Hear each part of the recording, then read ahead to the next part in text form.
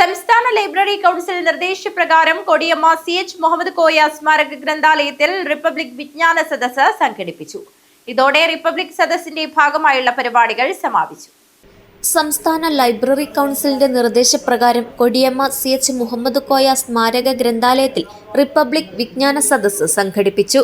ഇതോടെ റിപ്പബ്ലിക് സദസ്സിന്റെ ഭാഗമായുള്ള പരിപാടികൾ സമാപിച്ചു. നേരത്തെ അക്ഷരക്കരോൾ, ക്യൂസ്, ചിത്രരചനാ മത്സരം, ഡോക്യുമെന്ററി പ്രദർശനം എന്നിവ പരിപാടിയുടെ ഭാഗമായി സംഘടിപ്പിച്ചിരുന്നു.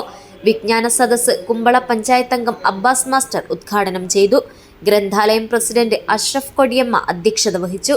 സെക്രട്ടറി മുഹമ്മദ് റഫീഖ് സ്വാഗതം പറഞ്ഞു. Manjeshwaram taluk library council secretary Manoj Kumar C വിഷയാവതരണം നടത്തി. Abdul Khader Vilrodi, BP Abdul Rahiman, Maxim Rostan D'Souza, Aboobacker Pookatta, Muhammad Kunhi Cheerthodi, Siddique Chenkinadukkam, Abbas MMK തുടങ്ങിയവർ സംസാരിച്ചു. തുടർന്ന് മത്സര വിജയികൾക്ക് സമ്മാനങ്ങൾ വിതരണം ചെയ്തു. News bureau, Kumbla.